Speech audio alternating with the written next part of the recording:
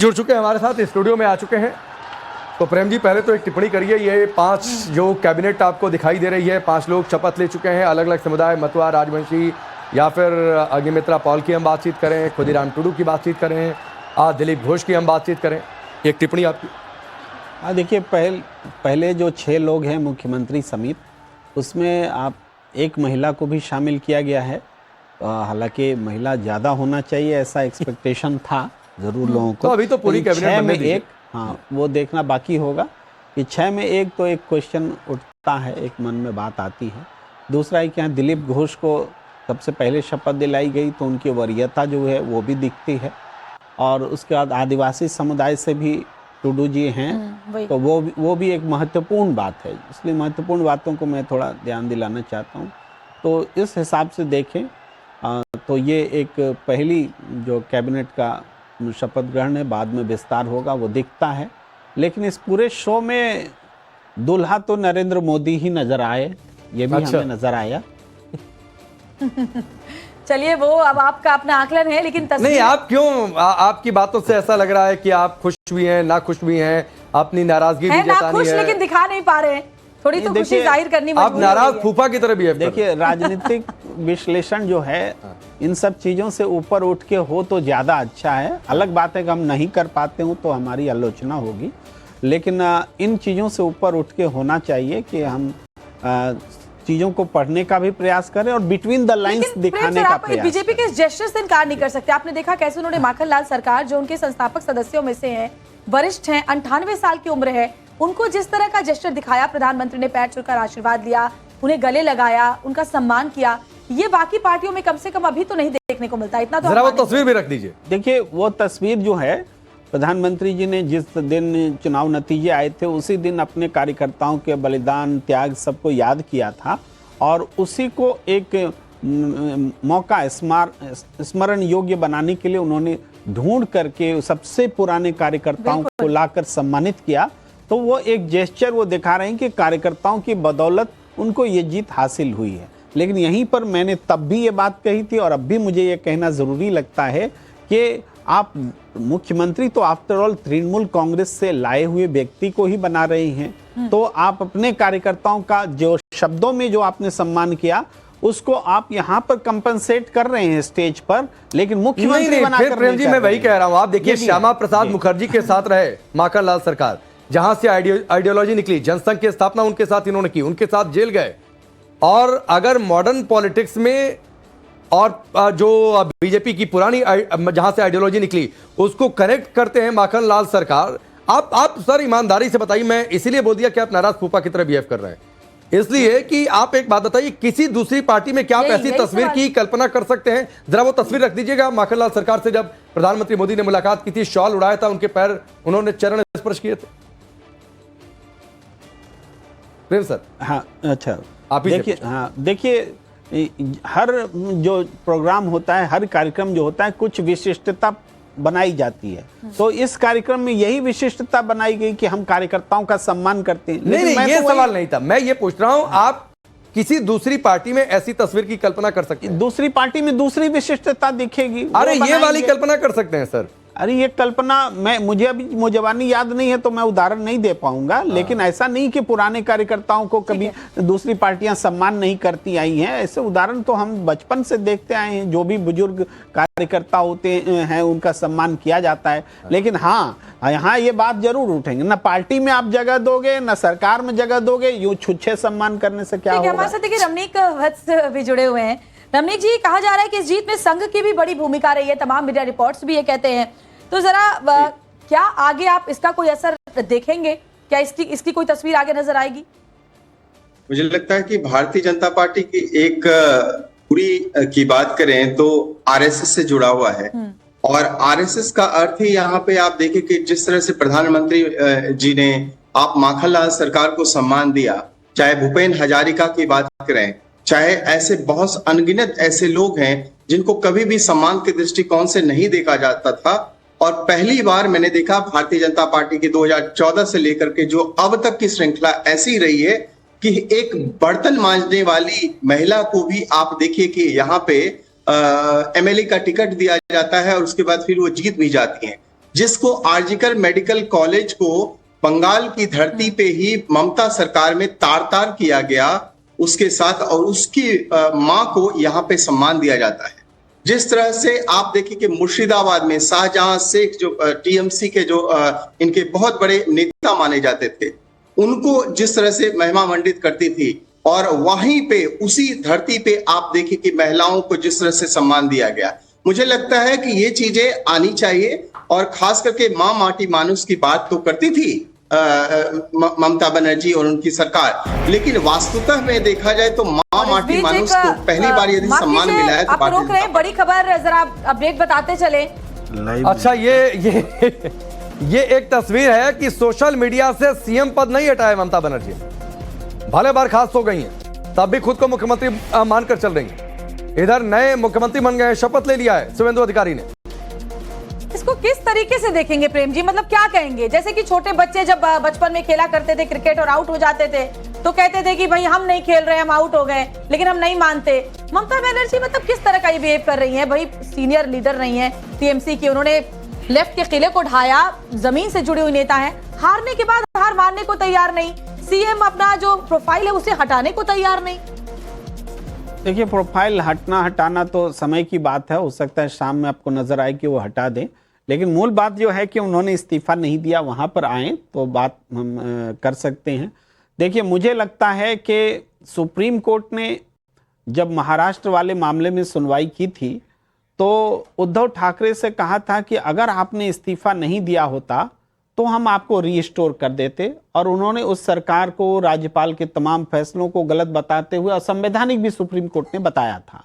तो वहां से चूंकि ममता बनर्जी की स्ट्रेटजी चुनाव को चैलेंज करने की है, तो अगर वो इस्तीफा दे देंगी तो हो सकता है सुप्रीम कोर्ट बोले कि भाई आपने तो इस्तीफा दे दिया, अब मैं क्या करूं। अच्छा, तो कैसे चैलेंज हो जाएगा? अच्छा, आपको संभावना लगती है कि बीच में फिर से वो सीएम बन जाएंगे?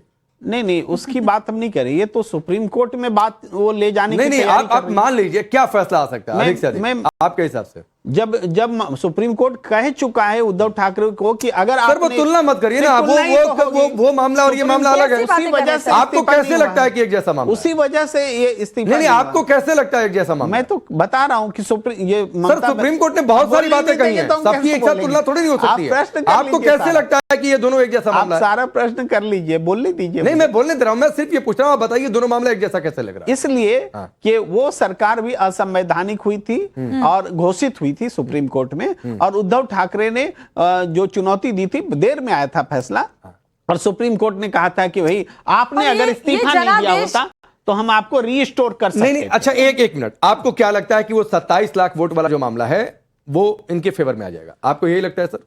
देखिए, जो क्या सबूत रखते हैं। नहीं, मान लीजिए आपके हिसाब से मान लेते हैं कि आ गया। देखिए, तो सर जो मैं क्यों कह रहा हूं कि अगर मान लीजिए वो आ जाता है, जो आप कहना चाह रहे हैं, नहीं कहना चाह रहे हैं, मैं मान लेता हूं आप कहना चाह रहे हैं, तो उसका जो इंप्लीकेशन था वो हद से हद 50 सीट पर था। वो 50 सीट भी अगर टीएमसी के पास होती तो भी बीजेपी को मैंडेट था, सरकार बना लेती। यही बात है। यही देखिए, आप बर्खास्त हो गई है। 3 तस्वीरें भी हम नहीं, एक और बात है प्रेम सर, अपने मन बर्खास्त भी हो गई है ममता बनर्जी, रखते हैं और खुद उसको नहीं बर्खास्त भी हो गई है, तो लिखना चाहिए था बर्खास्त मुख्यमंत्री प्रोफाइल पर। नहीं, बर्खास्त रेसिकेटेड सीएम लिखना चाहिए। तो आप उनसे पूछिएगा। मैं ये कह रहा हूं कि सोशल मीडिया तो अपडेट होता रहता है। अभी शपथ एक बार बोल, वो अपडेट होगा, शपथ ले ली है, वो अपडेट होगा, किसी न किसी रूप में अपडेट होगा। पूर्व मुख्यमंत्री ही उनको लिखना होगा। चूंकि एक बात और है, यहीं पर आप ध्यान दीजिए, जब 7 तारीख को रात 12 बजे तक जो है सरकार विधानसभा रह सकती थी नियम के हिसाब से, और मुख्यमंत्री ने इस्तीफा नहीं दिया और राज्यपाल ने बर्खास्त कर दिया, तो अच्छा। कम से कम 7 तारीख के 12 बजे तक समय जाना चाहिए। उसके बाद सुनिए प्रेम जी, पूरी बात आई नहीं। प्रेम जी, एक बार रमेश भाई एक बार बोल लेने दीजिए, बाकी इंटरप्शन बहुत ज्यादा हो गया है। 30 सेकंड रुकिए, मैं आ रहा हूं। बोलिए प्रेम सर। तो मैं कह रहा हूं कि उस रात 12 बजे तक इंतजार कर लिया जाता, लेकिन हुआ क्या, असंवैधानिक स्थिति पैदा हुई। कोई भी स्टेट बिना मुख्यमंत्री के नहीं रह सकता, या तो राज्यपाल शासन रहेगा, राष्ट्रपति शासन रहेगा, या तो मुख्यमंत्री का रहेगा। लेकिन आपने उसको 12 बजे से पहले बर्खास्त करके एक न तो कार्यवाही कार्यवाहक मुख्यमंत्री नियुक्त किया, एक असंवैधानिक स्थिति पैदा की। तब से 7 तारीख से लेकर के आज 9 तारीख तक ये प्रदेश जो है बिना मुख्यमंत्री के रहा। ये इसका जवाब हमेशा पूछा जाता रहा। ठीक है, मैं आपकी इस बात से सहमत हूं। एक बात और बता दीजिए, आता बस भाई, एक बात और बता दीजिए कि मान लीजिए 7 तारीख के 12 बजे तक रुक भी जाते राज्यपाल आपके हिसाब से, उसके बाद क्या होता? उसके बाद में चूंकि वो टर्म खत्म होता, उसी समय से राष्ट्रपति शासन लग नहीं, आप फिर वही बात है। कैसी बात है? नहीं, अगर मान लीजिए बर्खास्त नहीं भी होते प्रेम सर, हाँ, तो 12 बजे के बाद तो वैसे भी जब विधानसभा ही नहीं बची, मंत्रिमंडल ही नहीं बचा, कार्यकाल ही नहीं बचा, तो वैसे भी वो गैप आना था। चूंकि स्टेट को राज्यपाल, राष्ट्रपति शासन या मुख्यमंत्री, कोई स्टेट का हेड होगा, कोई स्टेट चलाएगा। नहीं, मैं दूसरी बात कह रहा हूं। आप बर्खास्त करने को गलत बता रहे हैं और आप ये कह रहे हैं, तो मैं कह रहा हूं रात 12 बजे के बाद भी वही स्थिति होती जो शाम को 6-7 बजे के बाद हो गई। पहले क्यों हो गया? या तो कार्यवाहक मुख्यमंत्री के रूप में ममता को अवसर देते, और नहीं तो राष्ट्रपति शासन लगाते। तो वो जाती तब तो अवसर देते, घर बैठे कौन सा अवसर होता है? प्रेम जी का सारा गुस्सा इस बात पर है कि बर्खास्त काहे किया। प्रेम जी का सारा गुस्सा इस बात पर है कि नहीं सीएम नहीं हटाकर ठीक कर रही है, कल को गुंजाइश बन जाएगी। ये अभी भी सत्ता पाल के बैठे हुए। गुस्सा और खुश होने का प्रश्न नहीं है, मैं संवैधानिक संकट जानबूझ करके लाया गया उसको बता रहा हूं। अरे तो 12 बजे के बाद वैसे भी आ रहा था आपका ये सो कॉल्ड संवैधानिक संकट। बोलिए बस भाई। राकेश जी, बोलिए। हाँ राकेश जी, मैं कह रहा था कि संविधान और लोकतंत्र की बात तो इंडिया अलायंस वाले करते ही हैं, और आज वाकई में देखा जाए कि जिस तरह से आप, ये क्या है, अभी तक आपने ट्विटर हैंडल से, आपने एक्स हैंडल से हटाया नहीं है। आप इतनी भी ज्यादा हताशा में, देखिए हार में हताशा तो होता ही है, लेकिन इतनी ज्यादा हो जाएगी कि आप इतने जिदपना, आप एक छोटे बच्चे की तरह न खेलब देव वाली बात आप कर रही हैं। ममता बनर्जी जी, आप लोकतंत्र से जीत करके आप भी आती थी जब आपने लेफ्ट की सरकार को जब आपने उखाड़ा था 2012 में, और आज शुभेंदु अधिकारी जी भी आए हैं, तो आपको स्वीकारने में कहीं से भी कोई कोताही नहीं होनी चाहिए। लेकिन जब लोकतंत्र की हत्या की बात की जाती है, संविधान के हनन की बात करती है, तो बोक्ती जो हत्याकांड हुआ था उसके कौन जवाब देगा? 2021 में चुनाव अधिकारियों के इन्हीं के लोग जो अनुव्रत मंडल ने, शाहजहां शेख ने बंधक बना दिया था, उस समय भी राष्ट्रपति शासन लागू होना चाहिए। फिर बात करते हैं आज की, आज के परिदृश्य की। आज ममता बनर्जी जी, आपको स्वीकारना पड़ेगा, प्रचंड बहुमत से भारतीय जनता पार्टी की आज सरकार बनी है।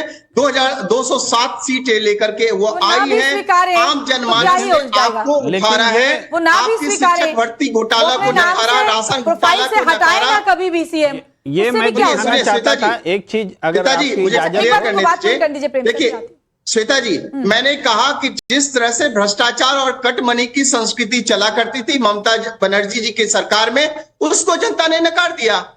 जनता ने शिक्षक भर्ती घोटाला को नकारा, राशन घोटाला को नकारा, कोयला घोटाला को नकारा। जिस तरह से तस्करी होती थी, मानव तस्करी होती थी, और जिस तरह से बांग्लादेशी घुसपैठियों का इन्होंने महिमा मंडन किया, जिस तरह से उनको राशन दिए, सारी सुविधाएं दी, उसको जनता ने नकार दिया और सनातन की जीत हुई है। आज सत्य सनातन की जीत हुई है। सनातन आज जग चुका है।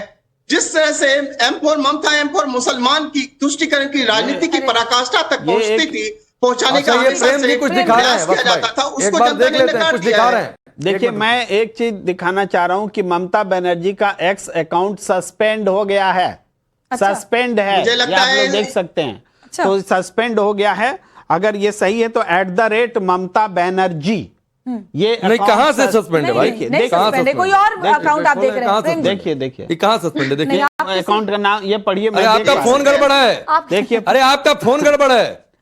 देखिए आप खुद ही मेरा फोन अरे तो ये देखिए ना, ये देखिए, ये लीजिए सर, लीजिए जी, आप गलत अकाउंट देख रहे हैं। और इसके अलावा तमिलनाडु में भी तमिलनाडु में भी जैसे ही तमिलनाडु में जो टीवीके का अकाउंट नहीं, पहले बताइए आपका फोन में क्या हुआ? अरे फोन गड़बड़ हो गया बनर्जी।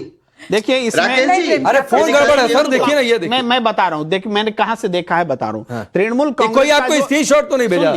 गलत। अच्छा एक बात सुनिए, नहीं बोल, गलत जानकारी दे रहे हैं। अरे रुकिए बस भाई, रुकिए। जिम्मेदारी से बात कर रहा हूँ। ऑल इंडिया तृणमूल कांग्रेस का जो ट्वीट है, उसमें जो @ममता बनर्जी टैग किया हुआ है, उसको हम क्लिक कर रहे हैं, ठीक है, इसलिए गलत जाने का कोई प्रश्न नहीं उठता। और ये आ रहा है अकाउंट सस्पेंडेड। अब ये बताइए, चेक तो ऐसे ही किया जाता है ना? अगर नहीं, आप खोलिए ना सर, सीधे अकाउंट खोलिए, कहां से गड़बड़ है? बताइए ना, आप जो खोल रहे हैं उसका नाम बताइए, मैं जो खोल रहा हूं ममता बनर्जी ऑफिशियल जो अकाउंट है, मैं देख रहा हूं कि ममता ऑल इंडिया तृणमूल कांग्रेस जिस तो ममता गलती से उन्होंने बनर्जी किसी को और को ट्वीट टैग कर करते दिया होगा। हैं, नहीं प्रेम जी, वो उन्होंने गलती अकाउंट से, सस्पेंडेड अभी थोड़ा परेशान चल रहे हैं ना टीएमसी के लोग, तो गलती से किसी और अकाउंट को टैग कर दिया होगा, वो अकाउंट सस्पेंडेड है। ममता बनर्जी का जो ऑफिशियल अकाउंट है वो सस्पेंडेड नहीं है, और उस पर उन्होंने अपने सीएम पद को अभी भी बरकरार रखा है, एक्स सीएम उसको नहीं किया है। शायद वो मोह नहीं छोड़ पा रही है रमनीक जी, और रमनीक जी भी दिखा रहे हैं वो कि जो उनका अकाउंट है। लेकिन इस बीच एक बड़ी खबर ये आ रही है कि बंगाल में नवभारत की खबर पर मोहर लगी है। नवभारत ने सबसे पहले 5 मंत्री बनने की खबर बताई थी। जी हाँ, सुबह से लगातार, इनफैक्ट हम कल से आपको बता रहे थे, मुख्यमंत्री के साथ 5 मंत्री शपथ लेंगे, ये बात हमने पहले ही बताई थी, और इस खबर पर मोहर लगी है। कल ही नवभारत ने बताया था कि कोई डिप्टी सीएम नहीं होगा, और कोई डिप्टी सीएम नहीं हुआ, फ्री हैंड दिया गया है शुभेंदु अधिकारी को पूरी तरीके से। और बड़ी जानकारी है, नवभारत ने सबसे पहले 5 मंत्री बनने की खबर बताई थी, इस खबर पर मोहर लगी है। कल हमने ये खबर बताई थी, और कोई डिप्टी सीएम नहीं होगा, ये खबर भी हमने पहले बता दी थी। और रविकांत राय हमारे साथ ज्यादा जानकारी को लेकर जुड़ गए। रविकांत, बात उन सब तमाम तस्वीरों पर भी करेंगे जो जिसके गवाह हम सब बने, आप तो खुद परेड ग्राउंड में मौजूद हैं, लेकिन फिलहाल नवभारत की खबर पर मोहर लगी है।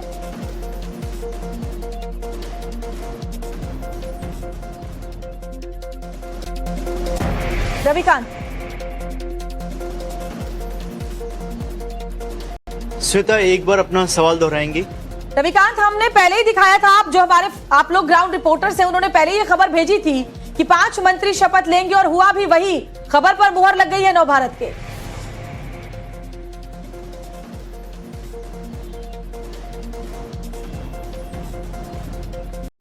आवाज ही नहीं है। तो रविकांत तक शायद हमारी आवाज नहीं पहुंच पा रही है। रविकांत,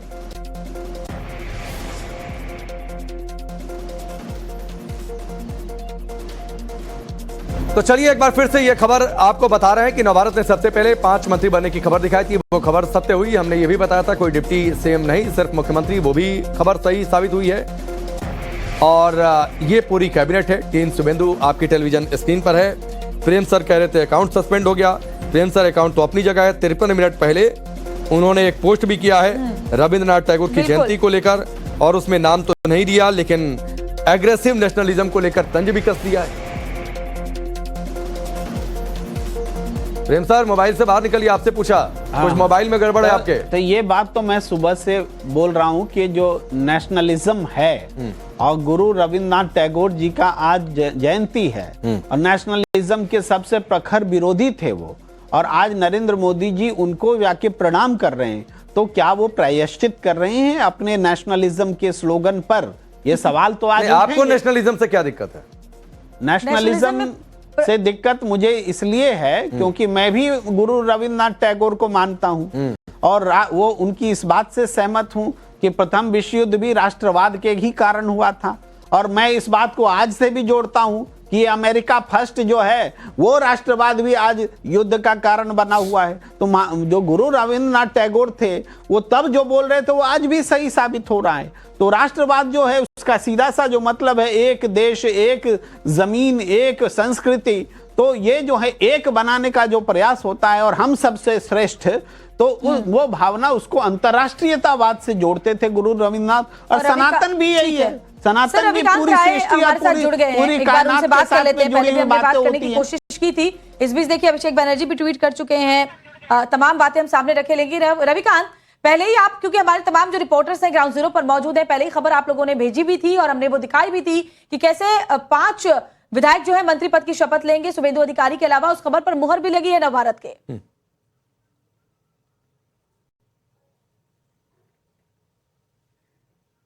बिल्कुल श्वेता, टाइम्स नाउ नवभारत की दोनों खबरों पर मुहर लगी है। एक, मुख्यमंत्री के साथ 5 मंत्रियों का शपथ ग्रहण आज कराया गया है। इसके साथ ही सबसे महत्वपूर्ण बात यह है कि अब से कुछ ही देर बाद जो मंत्रियों ने शपथ लिया है, मुख्यमंत्री के रूप में शुभेंदु अधिकारी ने शपथ ली है, उसका एक्शन जो है वो आपको दिखाई देगा। पश्चिम बंगाल की सियासत में रविंद्रनाथ टैगोर और भारतीय जनता पार्टी के संस्थापक सदस्य रहे श्यामा प्रसाद मुखर्जी का जो इम्पोर्टेंट रोल रहा है, इन दोनों के पैतृक निवास स्थान पर विजिट करने के लिए अब से कुछ ही देर बाद जो है वो मुख्यमंत्री शिवेंदु अधिकारी जो है वो अपने कैबिनेट के सहयोगियों के साथ और भारतीय जनता पार्टी के वरिष्ठ नेताओं के साथ जाने वाले हैं। ब्रिगेड मैदान जहां पर ये ओथ टेकिंग सेरेमनी हुई उसके अंदर मैं मौजूद था। इतनी भीड़, लोग फोन पर बात कर रहे थे और कई लोगों को मैंने फोन पर बात करते हुए सुना और उन्होंने कहा कि इस पल का हम लंबे समय से इंतजार कर रहे थे, क्योंकि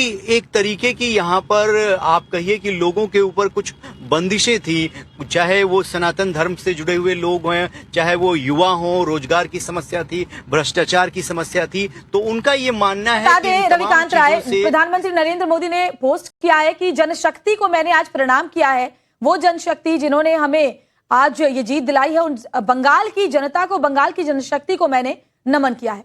तो ये तस्वीर इस समय की बड़ी हो, ये तस्वीर एक और बात बताने के लिए काफी है कि ये जीत भारतीय जनता पार्टी के लिए कितनी बड़ी है और कितनी बड़ी ये कितना बड़ा ये सपना था भारतीय जनता पार्टी का कि पश्चिम बंगाल में वो सत्ता में आए, और सत्ता में आई तो आप देखिए कितनी प्रचंड जीत के साथ इतना प्रचंड बहुमत मिला। तो अवधेश जी भी हमारे साथ जुड़े हुए हैं।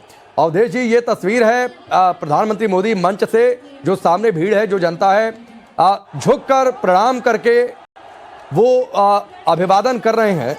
और प्रेम जी यहाँ पर कह रहे हैं कि टैगोर तो राष्ट्रवाद का विरोध करते थे, लेकिन सेलेक्टिव हो जा रहे हैं प्रेम जी, और ये नहीं बता रहे कि टैगोर जिस राष्ट्रवाद का विरोध करते थे वो अंध राष्ट्रवाद का विरोध करते थे, वो पश्चिमी जो आक्रामकता थी राष्ट्रवाद को लेकर उसका विरोध करते थे। नहीं, रविन्द्रनाथ टैगोर ने जो वो आपने बिल्कुल सही कहा कि उनका जो नेशनलिज्म है उसका विरोध किया था। नेशनलिज्म राष्ट्रवाद नहीं है। उन्होंने आगे लिखा भी है भारत की महानता का वर्णन करते हुए कि हमारा राष्ट्र कैसा रहा है, पूरे उनके लेख है इस पर। तो वो आधी अधूरी बात कर रहे हैं, वो कोई बात नहीं, वो ऐसे ही करेंगे। और भारत का कोई भी राष्ट्रवाद जो प्रेम जी कह रहे हैं वो हो ही नहीं सकता है। हमारा राष्ट्रवाद जो है वो भूगोल की सीमा हो, राजनीति की सीमा हो, इसमें रहा नहीं है। ठीक है अवधेश जी, इस पर 2 मिनट बाद चर्चा कर लेंगे। जरा इस तस्वीर पर बोलिए, ये जो तस्वीर प्रधानमंत्री मोदी ने पोस्ट की है और बंग शक्ति को प्रणाम कर रहे हैं झुककर, ये प्रधानमंत्री के जो झुक के हैं इसके देखिए कई मायने हैं। सबसे पहला है कि देश का शीर्ष नेता भी जनादेश के समक्ष केवल बोलता नहीं है, वो सिर झुकाकर इसे स्वीकार करता है। यानी जनता जनार्दन है, उसको सामने अगर प्रदर्शित करना हो हृदय से तो उसका यही भाव होता है। दूसरा, अभी तक पश्चिम बंगाल की सत्ता जो हेकरी दिखाती रही है कि हमारे पास सत्ता है, शक्ति है, तो हम कुछ भी कर सकते हैं, उससे परे होके जो आने वाली सत्ता है ये बंगाल की, एक विनम्रता का, जनता के समय झुकने का, एक शिष्टाचार का, गरिमा की सत्ता होगी। इसका ये मायने है। तीसरा इसका ये मायने है कि ये बंगाल की जो संस्कृति रही है, महान संस्कृति रही, आध्यात्मिक संस्कृति रही है। और अध्यात्म किसी के व्यक्ति के अंदर अहम का भाव नहीं रखता है कि हम कुछ है, हम कुछ करेंगे। तो जो बांग्ला संस्कृति और बांग्ला अस्मिता की बात हो रही है, वो दरअसल यही अस्मिता है जिसको प्रधानमंत्री ने आज झुक के किया। इतना ही नहीं, वहां जो पश्चिम बंगाल के सबसे वरिष्ठ कार्यकर्ता जो रहे हैं माखन लाल जी, उनका पैर छूकर उन्होंने आशीर्वाद लिया और ये बता रहा था कि कार्यकर्ताओं का महत्व हमारे लिए कितना है और उन कार्यकर्ताओं की बदौलत हम यहाँ तक पहुंचे हैं। और 200 आज बलिदानी जिसके परिवार में कार्यकर्ता मारे गए थे, ऐसे 200 परिवारों को बुलाया गया था वहां। तो एक विशेष प्रतीक के साथ और एक संदेश के साथ बिल्कुल से एक नया दौर शुरू हो रहा है जो 60 के 70 के दशक से दिया गया। और ये तस्वीर देखिए, जनशक्ति को प्रणाम, उस जनशक्ति को जिसने श्यामा प्रसाद मुखर्जी के सपने को साकार किया। और आज पहली बार भारतीय जनता पार्टी का मुख्यमंत्री वहां पर शपथ लेते हुए नजर आए और प्रधानमंत्री ने देखिए झुककर उसी मंच से जिस पर शपथ ग्रहण हुआ था, कैसे नतमस्तक होकर के उन्होंने सामने जो अपार जनशक्ति थी उसे नमन किया है। रविकांत हमारे सहयोगी जुड़े हुए हैं, जरा उन्हें भी स्क्रीन पर लाइए। रविकांत, मुझे 2 मौके याद आते हैं। आप बीजेपी को कवर करते हैं, करीब से आपने देखा है, तो आप भी शायद मेरी इस बात से सहमत हो। मैं आपकी भी टिप्पणी इस पर जरूर लेना चाहूंगा। 2 तस्वीरें, पहली तस्वीर जब प्रधानमंत्री मोदी पहली बार प्रधानमंत्री बने 2014 में, और जब वो संसद पहुंचे तो संसद की सीढ़ियों को भी ऐसे ही झुककर प्रणाम किया था। वो भी एक जनशक्ति का प्रतीक है, लोकतंत्र का मंदिर है। और अब जबकि सबसे बड़ी जीत मिली, प्रचंड लहर के बावजूद बीजेपी बंगाल में नहीं जीत पा रही थी, और यहां पर भी जब जीत के बाद जनता के समक्ष पहुंचे तो कुछ उसी तरीके से जैसे संसद की सीढ़ियों पर उन्होंने झुककर प्रणाम किया था, उसी पोज में वो यहां पर बंग शक्ति को झुककर प्रणाम कर रहे हैं।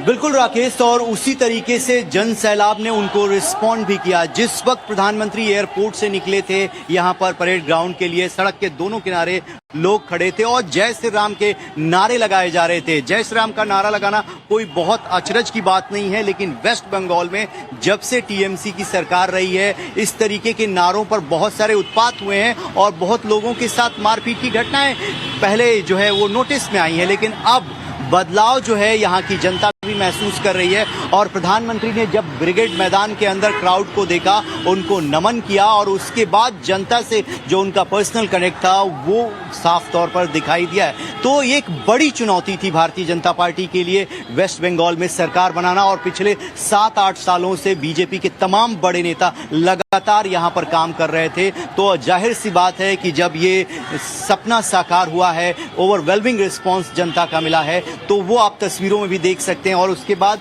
जो पर्दे के पीछे की कहानी है, मैं आपको बता रहा हूं, जब ओथ टेकिंग सेरेमनी खत्म हुई उसके बाद प्रधानमंत्री और शुवेंदु अधिकारी और तमाम बड़े नेता जो है वो पर्दे के पीछे गए, और प्रधानमंत्री का ये इंडिकेशन है और उन्होंने कहा है कि जो जनता सोचकर हमें यहाँ पर लाई है उन वादों पर खरा उतरना है, संकल्प पत्र को पूरा करना है, और जनता को कोई तकलीफ ना हो, किसी के साथ भेदभाव ना हो, और लॉ एंड ऑर्डर को मेंटेन करना बेहद जरूरी है। किसी के साथ कोई भेदभाव और बदले की भावना से कोई कार्रवाई हमारी सरकार नहीं करेगी। ये डायरेक्शन देकर प्रधानमंत्री नरेंद्र मोदी यहाँ से जाने वाले हैं, और उसी संकल्प के साथ जो पहली कैबिनेट होगी उसमें आयुष्मान भारत की योजना को इंप्लीमेंट किया जाएगा। केंद्र सरकार की बहुत सारी योजनाएं थी जिनको ममता बनर्जी की सरकार ने यहाँ पर इंप्लीमेंट नहीं किया, उसको रोका। उन तमाम योजनाओं को लागू करने का रोड मैप जो है पहली कैबिनेट में तैयार किया जाएगा। आप बता रहे थे कि आज शुवेंदु अधिकारी का भी आगे और भी कार्यक्रम है, वो जाने वाले हैं कहीं कहीं, तो क्या अभी इसके बाद का कार्यक्रम है, जरा वो भी जानकारी दीजिए, क्योंकि वो भी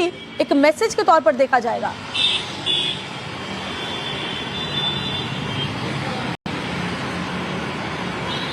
देखिए श्वेता, पश्चिम बंगाल की राजनीति में भारतीय जनता पार्टी के लिए और पूरे बंगाल के लिए और पूरे देश के लिए श्यामा प्रसाद मुखर्जी, रविन्द्रनाथ टैगोर जैसे जो महान विभूतियां हैं, उनका योगदान कोई भुला नहीं सकता।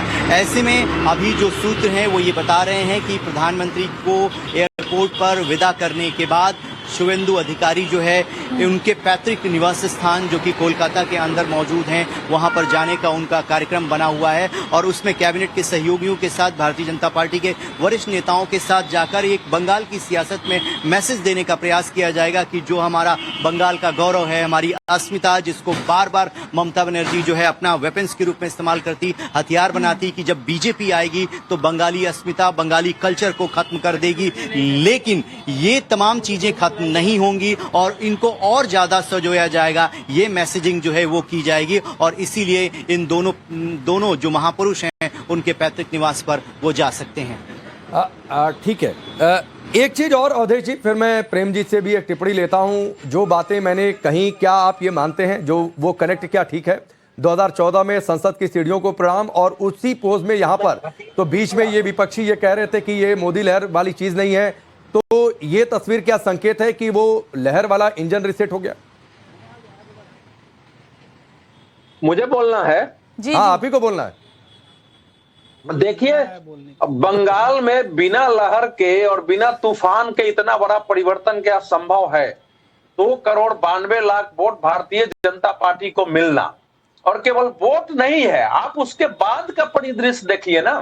जो वीडियो आ रहे हैं, लोग गांव गांव में आदिवासी, दलित, गरीब, मतलब महिला, पुरुष, स्त्री, कहीं लोग कीर्तन गाते निकल रहा है, कहीं लोग होली मना रहा है, कहीं एक दूसरे के साथ गले मिल रहे हैं, जो ताले लगे हुए थे जहां वो ताले टूट रहे हैं। ये तो एक अद्भुत दृश्य दिखाई दिया है। अगर एक लहर और भाव नहीं था लोगों के अंदर, तो ये भाव चुनाव परिणाम के बाद कैसे दिख रहा है? लोगों ने निकल के, जो वहां से गुजरने वाले हाईवे पर जो तृणमूल कांग्रेस का अपना टोल नाका लगा हुआ था लेने का, लोगों ने खत्म कर दिए जगह जगह। कांग्रेस का दफ्तर लोगों ने खाली करा के कांग्रेस को सौंप दिया, फॉरवर्ड ब्लॉक का दफ्तर उठा के फॉरवर्ड ब्लॉक को सौंप दिया है। तो ये तो ऐसा भारत में किसी राज्य में इस ढंग का परिवर्तन है लोगों के अंदर भाव, ये पहली बार दिखा है। तो ये जो लहर था ना, ये वोट देने का तो था, ये वोट के साथ साथ बंगाल को उसके सही स्वरूप में लाने का और लोगों के लिए एक सांस्कृतिक, राजनीतिक, सामाजिक, आर्थिक मुक्ति का ये लहर थी। और जो स्पष्ट रूप से दिखाई पड़ी, अगर कोई इसको नहीं स्वीकार करेगा तो उसमें हमारा आपका राकेश कोई दोष नहीं है, वो उनकी अपनी समस्या है कि आपने आंखों पर कौन सा चश्मा लगा लिया हुआ है कि इतने लोग निकल रहे हैं। कहीं अभी वो जो आरजी कार में जो जीती है, वो नाम मैं अभी भूल रहा हूँ, रत्ना देवी, तो उनकी माता जी जो जीती है, वहाँ बूढ़ी माँ की तस्वीर आई जिसने तय किया था कि मैं अपने बाल में कभी कंघी नहीं करूंगी जब तक सजा नहीं मिलेगी, और उसकी रोती हुई तस्वीर आई है उसके विजय के बाद। तो ये तो मतलब ऐसा प्रेम जी, जिस चश्मे की वो बात कर रहे हैं वही चश्मा आपने भी लगा रखा है क्या? देखिए, चश्मा तो अवधेश जी भी लगा रखे हैं, दिखाई देता है कि बीते 5 दिन में जिस समय से चुनाव नतीजे आए और आज से पहले तक ये छोड़ दिया गया कि टीएमसी के लोगों ने जो गलत किया बीजेपी के हिसाब से, तो ये बदला लेने का समय है। जगह जगह हिंसा हुई, तृणमूल के दफ्तरों को बल्कि कम से कम 3 से 4 दर्जन दफ्तर तोड़े गए हैं पूरे बिहार में, बंगाल में, पूरे बंगाल में 3 से 4 दर्जन दफ्तर तोड़े गए हैं। और घर में घुस के महिलाओं तक पर हमला, पुलिस के, अरे रुक जाइए बत्स जी, आपके पास भी आएंगे लोग। अरे तो रविकांत जी बोल रहे थे। अच्छा, रविकांत जी की आवाज आ रही थी, क्षमा कीजिए बत्स जी। तो मैं ये कह रहा हूँ कि मैं ये कह रहा हूँ कि ये जो घटना घटी है और कोई रोकने वाला नहीं, ऐसा लॉलेसनेस चल रहा था। तो अवधेश जी इस पर तो कभी रोशनी नहीं डालते, अब बोलते दूसरे का चश्मा खराब है। अच्छा, एक बात मैं बोल दूं, शुभेंदु अधिकारी के पीए का मर्डर हो जाता है, बदला लीजिए। शुभेंदु अधिकारी के पीए का मर्डर हो जाता है, नाम नहीं इस पर नहीं कुछ कहेंगे? पीए का मर्डर हुआ, पीए का मर्डर हुआ, नाम ही नहीं ले रहे। लेकिन इस पर हमने पहले भी कहा है कि ये पेशेवर तरीके से पेशेवर लोगों ने हत्या की, वो साजिश है, वो हत्या है, उसके बहुत सारे कारण हो सकते हैं। बीजेपी के भी कार्यकर्ता मारे गए भाई, और सुन लीजिए, बीजेपी सब मारे गए हैं, लेकिन घटनाएं किनके साथ ज्यादा हुई हैं? ये भी मारे गए, वो भी, अरे दूसरों का घर, तो आप इनको भी गिना देते ना सर, आपके चश्मे वाला नंबर ठीक रहता, अपना घर तो आप दोनों तरफ की बातें करते हैं, आप समझिए। तो जो हिंसा 5 दिन में हुई है, बीते 5 दिन में, उस हिंसा को होने के लिए छोड़ दिया गया। गुजरात मॉडल है भाई, हमें भी बदला लेने का हक है, इस हिसाब से बदला लेने के लिए छोड़ा गया है। तृणमूल कार्यकर्ताओं के घर में महिलाओं के साथ में बदतमीजी, मारपीट, घटनाएं हुई। बस भाई आ रहा हूं, 10 सेकंड। प्रेम जी, अगर आप दोनों का नाम ले लेते तो फिर मान लेते चश्मे का नंबर ठीक है, अरे मैं, लेकिन आप सिर्फ टीएमसी का गिनवाए जा रहे थे, तो फिर तो वो नंबर गड़बड़ है। चलिए खैर, बस भाई को बोलिए। बोल रहा हूं तो मैं काउंटर ही दूंगा ना। इसके पहले इन्होंने राष्ट्रवाद को अलग तरीके से गढ़ने का प्रयास किया, फिर उसके बाद फिर ममता बनर्जी का कहा, इन्होंने ट्विटर एक्स हैंडल से हटा दिया गया है उनका अकाउंट। देखिए, जिस तरह से इन्होंने, सबसे पहले बात मैं करना चाहता हूं कि राष्ट्रवाद को का मतलब किसी दल विशेष की राजनीति नहीं, बल्कि भारत को सर्वोपरि मानना है और बनाना है। उसको प्रधानमंत्री मोदी जी ने, अमित शाह जी ने करके दिखाया। फिर बात करें रविन्द्रनाथ टैगोर की बात आप कर रहे थे, तो गुरु जी की बात करूं तो राष्ट्रवाद मानवता से अलग नहीं होना चाहिए, उनका ये कहना था। लेकिन इसका मतलब यह नहीं है कि देश की एकता, सुरक्षा और संस्कृति पर हमला करने वाले लोगों को के लिए हम चुप्पी बांध रहे, जो कि ममता बनर्जी कर रही थी पश्चिम बंगाल में। और आज देखिए, संविधान का सम्मान हो, सेना का सम्मान हो, भारत की संस्कृति पर, सभ्यता पर हमारा गर्व होना चाहिए, ये हम बात करते हैं। भारतीय जनता पार्टी भी बात करती है। महिला सुरक्षा को जिस तरह से दोहन किया गया, और हिंदू महिला, आप देख रहे हैं, साष्टांग प्रणाम कर रहे हैं, उन तमाम लाखों हिंदू महिला को प्रधानमंत्री मोदी जी प्रणाम कर रहे हैं कि आप हिंदू अस्मिता को, जिसने एक, मुझे लगता है, तार-तार करने का प्रयास किया और उसको सम्मान देने का काम किया, वो प्रधानमंत्री मोदी जी ने किया। फिर बात करें कि आज ये लहर क्यों दिखाई पड़ रही है, इसके ऊपर भी प्रकाश डालना चाहूंगा।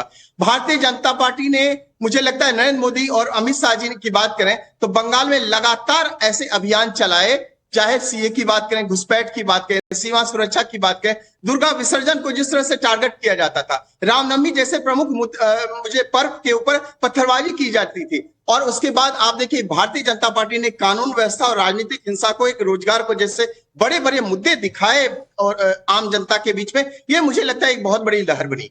और कई जगह आप देखिए कि लेफ्ट की बात करें, चाहे कांग्रेस का वोट भी भारतीय जनता पार्टी को शिफ्ट हुआ है इस बार। और मुझे लगता है एक बात और कहने में मुझे कोताही नहीं होगी कि इस बार सबसे ज्यादा खुशी हुई है भारतीय जनता पार्टी के कार्यकर्ता के अलावा कांग्रेस के कार्यकर्ता, क्योंकि कांग्रेस के कार्यालय भी बंद थे, टीएमसी के गुंडों ने उनको भी बंद कर दिया था, उसके भी दरवाजे अब खुल चुके हैं, आप जाकर के प्रेम जी देख भी सकते हैं। फिर बात करें कि जिस तरह से ऐसे हजारों ऐसे मंदिर हैं टीएमसी के गुंडे ने बंद कर दिया था, उसके भी आज मंदिर का आप कहीं के प्राण प्रतिष्ठा हो रही है, कहीं पे पूजा अर्चना हो रही है। ये सारी चीजें जो बहुत बड़े मुद्दे रहे। इसलिए ये बंगाल की जो लहर की बात करें तो बंगाल की लहर में एक दो पहलू नहीं है, बंगाल के लहर को आने में बहुत सारे ऐसे पहलू हैं जिसको भारतीय जनता पार्टी ने उसको टच करने का प्रयास किया।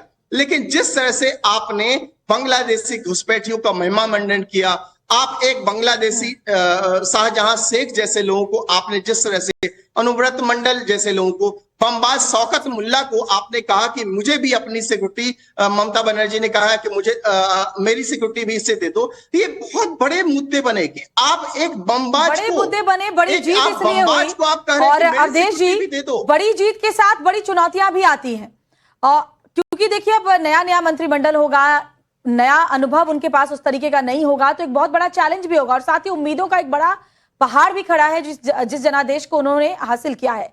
अभी जिन मंत्रियों ने शपथ ली है, हमने देखा कि एक बहुत ही बैलेंस्ड एक मंत्रिमंडल, इसमें कम से कम पहली शुरुआती झलक में हम देख पाए हैं सभी वर्गों का प्रतिनिधित्व। आदिवासी की हम बात करें, मथुआ समुदाय की बात करें, ब्राह्मण से मुख्यमंत्री खुद हैं, महिला प्रतिनिधित्व की बात हम करें, तो आपको लगता है कि चुनौतियों के लिए भारतीय जनता पार्टी ने पूरी तरह से तैयारी कर ली है?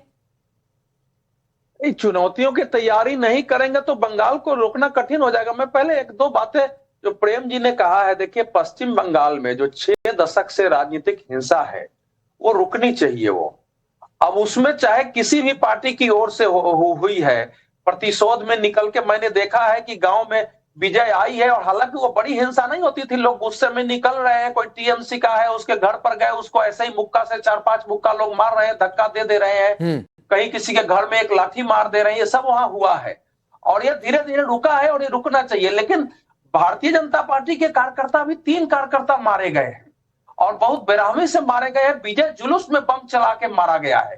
जो टीएमसी के कार्यकर्ता है वो 2 की तो अभी कैसे हत्या हुई है पता ही नहीं है, तो इसलिए हम इसमें तो नहीं पड़ेंगे कि किसके पक्ष में है नहीं है। प्राइम मिनिस्टर ने कहा है कि अब बदले की राजनीति रुके, बदलाव की राजनीति हो, और मुझे उम्मीद है कि शुभेंदु अधिकारी चूंकि वहां के कल्चर को समझते हैं और वो स्वयं सरकार में ममता बनर्जी के साथ दूसरे स्थान पर रहे हैं, 6 विभाग उनके अंदर रहा है, तो वो इसको संभालने में सफल होंगे। लेकिन बहुत बड़ी चुनौती है वहां, जब आपकी पूरी राजनीति का कल्चर हिंसा का हो जाए, सत्ता अपराधी का स्वरूप हो जाए, सत्ता दमन और मतलब जो विरोधी है या तो हमारे साथ हो या आप मरो या राज्य छोड़ो, यह स्थिति पैदा हो जाए, सारा पूरा प्रशासन का राजनीतिकरण हो जाए, उसको रास्ते पर लाना कठिन है। तो जो आप श्वेता पूछ रहे हैं उसका उत्तर इसी में है। ये सामान्य चुनौती नहीं है पश्चिम बंगाल, वो उत्तर प्रदेश और बाकी नहीं है पश्चिम बंगाल। ठीक है सर, मैं आपको रोकता हूं अवधेश जी, मैं रोकता हूं। बिल्कुल आपने बात कही, हिंसा किसी की ओर से नहीं होनी चाहिए